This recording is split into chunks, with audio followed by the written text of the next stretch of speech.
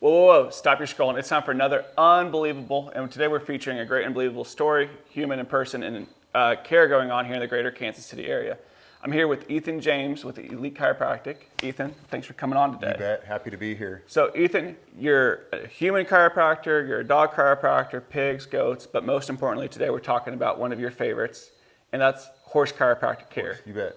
Ethan, what is the benefits to horse chiropractic care? So a lot of times I see horses more for a performance side of things. I see a lot of rodeo horses, even some race horses. If we get those horses moving, get their joints moving, we have a lot better performance out of them, but also less likely a risk of injury. So we see a lot of benefits on that side of things. So one thing we saw that made us call Ethan is, first off, we met him a few years ago, probably about 6 to 7 years ago, through a young professionals event through the Chamber of Commerce between Baldwin and Ottawa.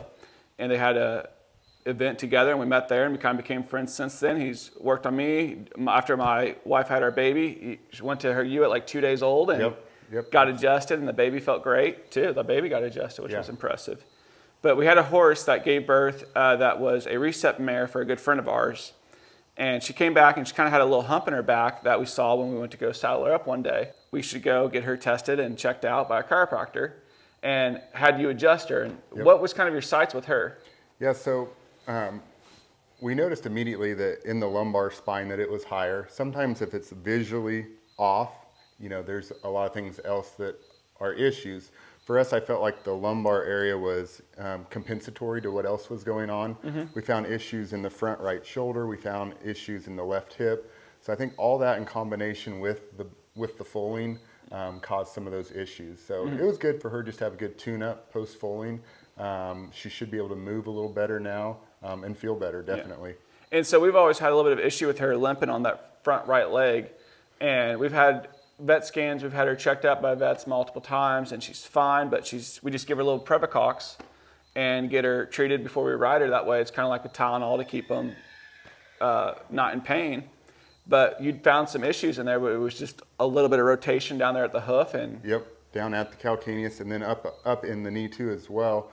And that's what a lot of times we're weight-bearing individuals. So if we've got issues down at the ground, then everything else up above has to compensate. And that's probably where we did find those issues in her spine and the pelvis, all just originating from that front right limb. Yep, and then talked about it with her left hindquarters too.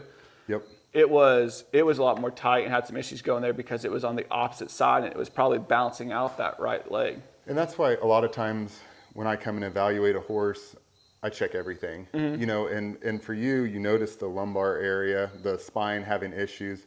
But I try to find the root cause of everything. So to me, it was down in the front end and probably created what was going on from there on up. So it's good for me to check every joint and make sure everything's moving the way properly so we can remove all the interference that may be going on.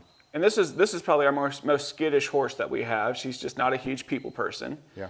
And I mean, she stood there and she loved it. Like you would adjust her and you'd immediately see her just kind of release some tension and some pressure and kind of drop her head. And this horse, from being our not friendly horse, she just did a great job, and you could tell that she felt relief when you were cracking her.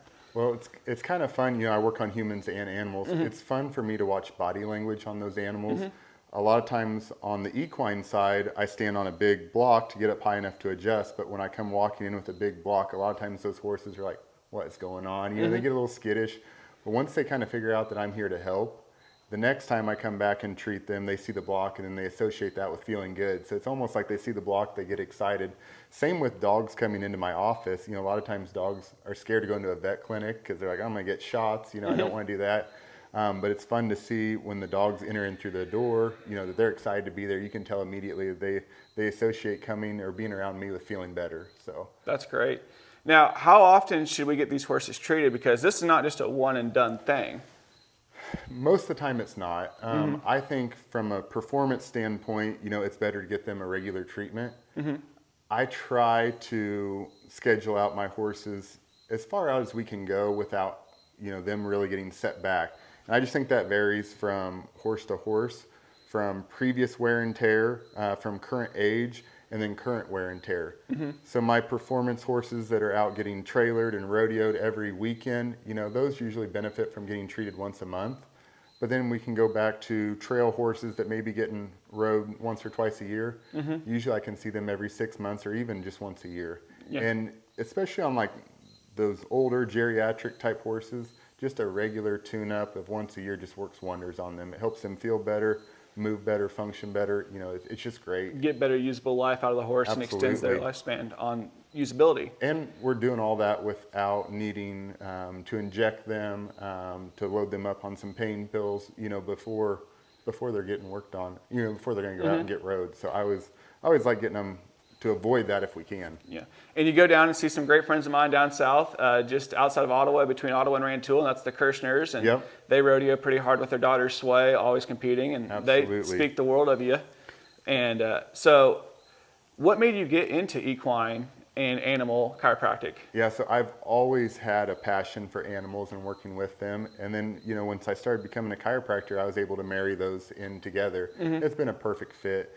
And I just enjoy working with them. It's definitely something that, today we were out in a barn, and I feel more at home at the barn. I have my clinic there in Baldwin, and I work on humans, and I do enjoy working on humans, but I just feel more at home when I'm out in the barn. So it's great for me to get an opportunity to get out and work with animals and use my skills that I have from the chiropractic side to help them. Yeah, and it's good because like in my work, we have an office, but we go out and see people, and I love being in my office and being there, but I also love getting to go out and get on the road and see different properties and a change of pace and talk with different people. And it's good to get out and see everybody. Well, and that's, we always get asked, should I bring my horse into your office and you can trailer them in, or do you want to come out and see them? And I always urge them for me to come out and see them, mainly because I think the horse does better if I can get, like your mare today, I got her treated. She's back in her stall, just relaxing.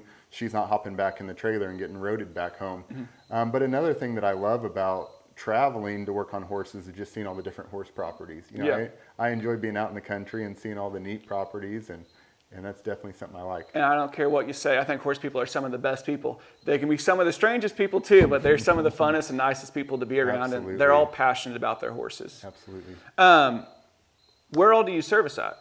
So I say a 50-mile radius of Baldwin, but a lot of times I travel outside of that, kind of depending on where it's at. If I can schedule far enough out in advance, I do a good job of trying to figure out my logistics to where it makes sense. But I just enjoy going out and working on horses. A lot of times I'll head way down south or way out west, and there's just no equine chiropractor in the area. And so for me, I'm like, I don't want that horse to not get a treatment, because there's no one around. So I have a trouble saying no. So. Yeah, you believe in taking care of the animals, and you can't turn them down. Yep. If somebody want to get a hold of you about either getting work on themselves or work on a horse, how would they get a hold of you? Yeah, the best way is to call into the office.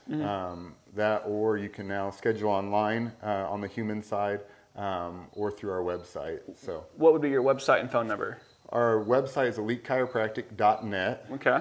And then our phone number there at the office is 785-594-1191. Yep, and this is in Baldwin City, Kansas, just a little hop and skip over from Ottawa.